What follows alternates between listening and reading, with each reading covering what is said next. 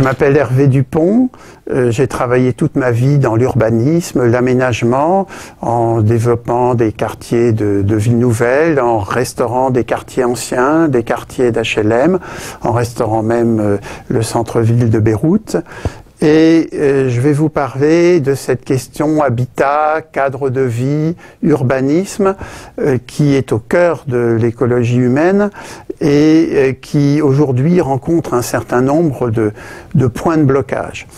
Le point de blocage, c'est que la multiplication des normes, des critères, des façons de faire normées font que l'habitant est de plus en plus loin de la pratique des professionnels. Quelques exemples, des sociétés d'HLM qui veulent travailler pour les plus pauvres, ont beaucoup plus de mal qu'avant parce que la multiplication des normes, mais aussi les normes de financement du système HLM font que les loyers sont assez élevés et que donc les plus pauvres n'y ont pas accès ou difficilement accès. Et elles sont en train de bouger dans ce sens, des grandes et des petites. Autre exemple, lorsqu'on conçoit un écoquartier, vous avez peut-être remarqué que ces écoquartiers ont tous un petit peu la même allure, travaillent tous sur les mêmes sujets, parce qu'il y a des grilles de critères pour avoir le label, pour être connu, etc., qui sont un peu standards, alors que le principe même d'un écoquartier, ça devrait être pas seulement d'économiser l'énergie, ce qui est très important, mais de s'inscrire dans le paysage, dans le site, dans la société, dans la culture dans laquelle on est. Autre exemple, tout autour de nos grandes agglomérations, vous avez des villages, des bourgs qui se développent avec des maisons en lotissement, des petites maisons standards, et parfois le centre-bourg se vide parce que la restauration, la récupération des vieilles fermes, la récupération des vieux habitats de centre-bourg sont plus compliquées à faire que par le système aujourd'hui un peu industriel qui est celui d'aujourd'hui. Le résultat, c'est que finalement l'habitant est loin de la production qui est de plus en plus spécialisée. Ces spécialistes sont nécessaires, mais ils ont de plus en plus de mal à faire le lien. Et donc c'est la question, c'est y a-t-il une place pour une initiative des habitants qui viennent pas seulement du haut, imposée par les pouvoirs publics, mais qui naissent aussi de l'initiative des habitants en rencontrant les professionnels qui ont cette demande, des architectes qui souhaitent construire des logements en contact avec l'habitant et pas seulement sur la base de normes, de programmes préfabriqués qui se contentent simplement de mettre en forme. Des ingénieurs, pareil, des promoteurs qui souhaitent aussi rencontrer l'habitant pour éviter de concevoir des logements qui ont du mal à se vendre pour des raisons X ou Y. Les sociétés d'HLM, également, j'en ai parlé. Et dans ce domaine, l'initiative est possible. Vous l'avez montré dans un certain nombre de cas. Et pour ça, il faut se mobiliser sur les leviers possibles dans les exemples que j'ai donnés. Par exemple, pourquoi pas acheter une ferme pour la rénover, pourquoi pas faire des résidences intergénérationnelles qui soient pas seulement des résidences sur le papier, mais où les habitants ont cette volonté de travailler entre générations, et autres exemples.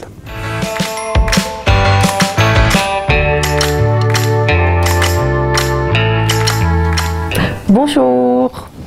Alors, je vais aborder la question du comment vivre et habiter ensemble.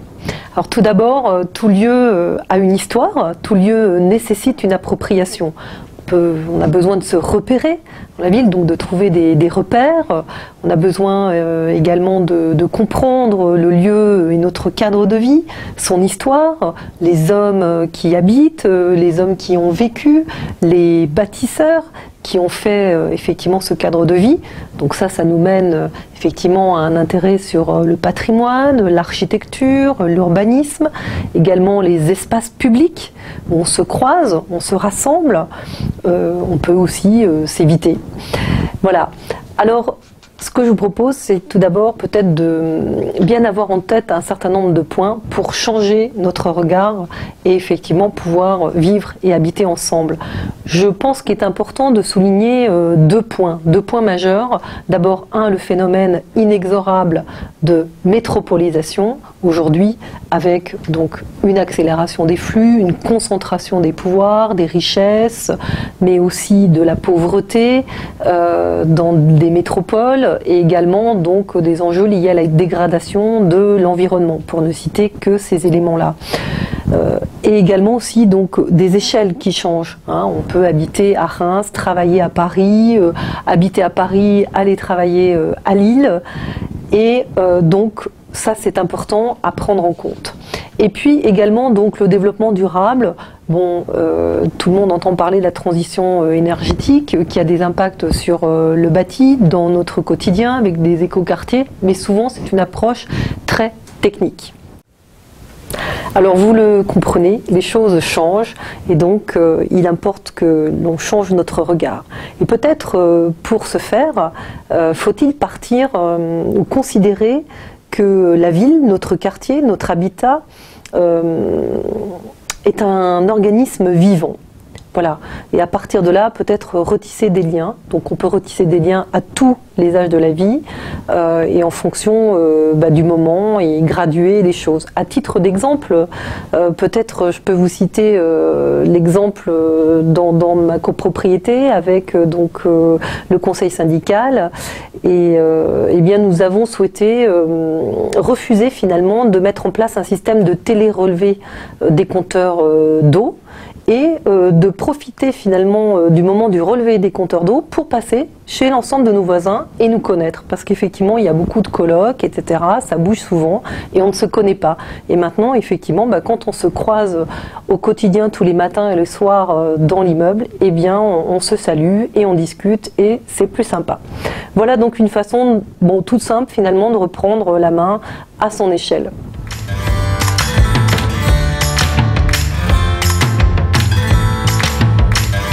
Je pense que nos immeubles, nos lotissements sont des communs fondamentaux et que nous avons souvent à redécouvrir aujourd'hui, où en fait pourrait se développer une vie et une culture d'une mise en commun de nos joies, de notre quotidien, une culture de l'entraide, dans laquelle en fait nos vies vont se trouver vivifiées, dans laquelle on va retrouver des joies, des opportunités, des possibilités souvent qui ont disparu parce qu'on est dans des vies souvent extrêmement structurées, extrêmement organisées et qui se vivent souvent avec des gens qui habitent à au moins un quart d'heure ou une demi-heure de métro de chez nous, en tout cas dans les grandes villes comme Paris, et qui permettent pas en fait cette spontanéité de la rencontre sur le local.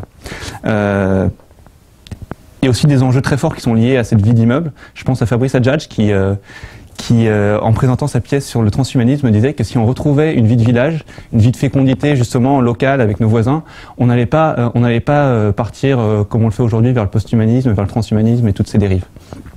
C'est aussi des enjeux sur la famille, des enjeux sur la solitude. Moi, je pense souvent à une expérience que j'ai eue quand j'étais enfant.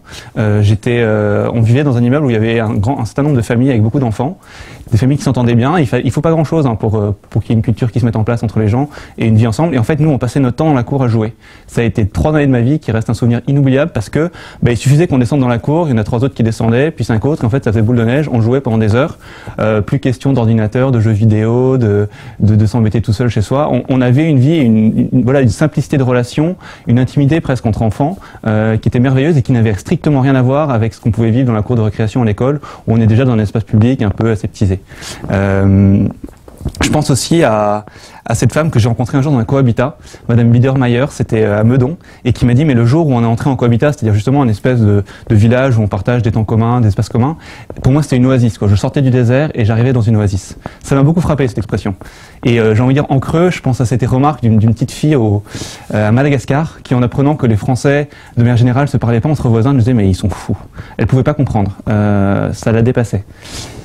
toutes ces expériences en fait m'ont beaucoup fait réfléchir. Une autre aussi qui m'a fait réfléchir, c'est que le jour où l'ascenseur est arrivé dans mon immeuble, les gens qui se croisaient du coup beaucoup moins dans l'escalier ont perdu petit à petit les liens qui les reliaient. Ça ne veut pas dire qu'il n'y a plus rien, mais en fait ces innovations technologiques géniales, par exemple, ont besoin d'être pensées et réfléchies pour être intégrées dans une vie commune. Et souvent aujourd'hui en fait on en a eu tellement d'un coup qu'on ne sait plus se retrouver parce qu'on l'a pas anticipé, en tout cas du point de vue de la vie sociale, culturelle dans notre milieu local. Alors aujourd'hui je pense que l'objectif c'est que sur ces communs immobiliers que sont des immeubles et des lotissements, on va pouvoir construire des communs culturels que sera cette vie de voisins. Et pour ça, il va falloir construire le temps, ce temps entre voisins, par une série de réunions proposées, une série de fêtes religieuses pour ceux qui partagent une même foi, un week-end de temps en temps, et qui vont permettre en fait de développer cette gratuité entre voisins et de développer un écosystème un écosystème humain, un écosystème de personnes humaines où les gens se retrouveront et retrouveront joie, goût de vivre, désir d'aller plus loin et de se rencontrer.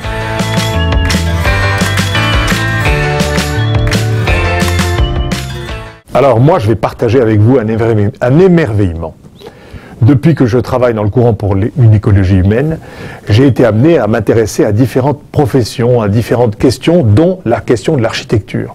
Et j'ai presque découvert que j'aurais pu être architecte. Finalement, cette profession qui, a priori, ne m'intéressait pas forcément directement, je me suis dit, mais au fond, c'est une profession passionnante. Et je remercie particulièrement Hervé, que vous venez d'entendre, qui m'a fait découvrir un architecte qui, pour moi, est vraiment une figure d'écologie humaine, qui s'appelle Lucien Kroll. À vrai dire, il travaille avec sa femme, Lucien et Simone Kroll. Elle, c'est une spécialiste des jardins. C'est un homme qui, maintenant, a une longue carrière derrière lui, mais qui a une approche d'humanité qui est extrêmement intéressante pour nous parce qu'au fond, elle est presque une sorte d'image de ce que devrait être l'écologie humaine. Et c'est un message d'espérance. Parce que Lucien Kroll ne se contente pas de faire des maisons neuves, il répare.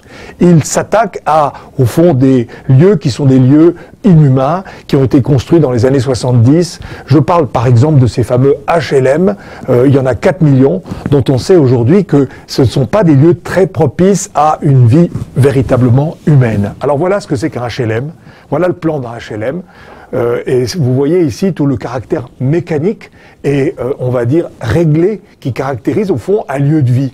Voilà encore une autre image qui vous montre ici un HLM à Clichy-sous-Bois.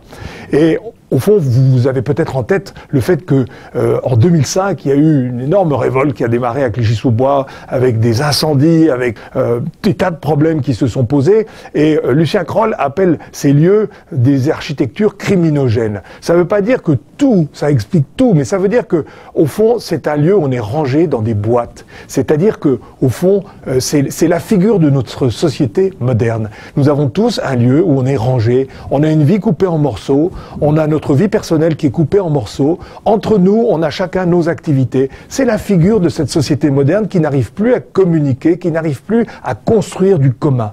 Et ce qui est intéressant chez Lucien Kroll, c'est que, au fond, son approche, ça n'est pas de détruire pour recommencer. D'ailleurs, il dit, il est tout à fait contre l'idée de table rase. Et moi, je pense qu'aujourd'hui, nous sommes au seuil d'une transformation profonde d'une société. Et l'idée, ça n'est pas de faire table rase. Il dit d'ailleurs, quand on fait effondrer ces immeubles, quelquefois on les dynamite et puis il n'y a plus qu'un petit tas de cendres à la fin, on amène des habitants. Il dit les architectes n'étaient pas là à la construction, ne sont pas là quand on fait effondrer l'immeuble. Et par contre, il reste des habitants et certains pleurent. Ils pleurent parce que c'est leur passé, c'est leur vie. Et au fond, chacun d'entre nous, on a notre passé, notre vie, on ne vient pas de nulle part. Et on a à construire aujourd'hui un chemin viable pour reconstruire cette société et partir, comme le fait Lucien Kroll, de ces environnements. Alors comment il s'y prend? Et là, on a une méthode pour l'écologie humaine. Sa méthode, c'est de remettre les humains au centre, c'est de remettre les habitants, et c'est de travailler de façon participative pour essayer de transformer finalement ce qui est notre héritage et le remettre de façon vivante au centre. Alors vous voyez que et cette image ici, on voit finalement des habitants d'une barre qui sont en train de travailler sur un projet d'humanisation de cette barre. Alors c'est absolument fascinant parce que au fond, il fait appel aux personnes, il fait appel aux groupes et progressivement, vous voyez par exemple l'image ici, vous voyez cette barre est toute droite et j'amène ma seconde image, c'est le travail de 8 séances ça. Au fond, ils ont fait un trou entre les deux barres et ils ont reconstitué autour de ça un habitat, un paysage, on va dire, que Lucien Kroll appelle un paysage aimable. Et lui, au fond, comme architecte, il est là, il est dans un coin, Il dit, moi je leur ai donné de la colle, du carton, et je les aide. Et quand ils font des choses qui ne tiennent pas debout, je leur dis, non, ça ne tient pas debout. Donc lui, il apporte à ces gens-là un moyen de construire un chemin, une forme de réhabilitation, de reconstruction, et il remet tout ça en circulation et de façon vivante. Je donne un autre exemple qui est vraiment intéressant. Vous voyez la barre d'immeuble en haut, et puis progressivement, le long des projets, on voit émerger tout à fait un autre paysage, et vous et moi, on se dit, mais dites donc, ça a l'air assez sympathique et agréable, et je termine en montrant une image d'une barre, justement, qui est ici. Vous voyez, vous avez dans ce petit coin une barre qui est l'ancienne barre, et en haut, ce qui a été finalement reconstruit. On a refait une rue, et d'une certaine manière, on a reconstitué ce qui est, par exemple, quand on va dans un village, un ancien village, ce qui s'est fait au cours de 1000 ans ou 2000 ans d'histoire, c'est-à-dire progressivement, les projets de chacun qui s'entrecroisent et qui autour d'idées communes et d'un lieu de vie commun. Voilà. Donc, je vais terminer là pour dire que Lucien Kroll et sa femme Simone sont pour nous une source d'inspiration pour l'ensemble du courant pour une écologie humaine.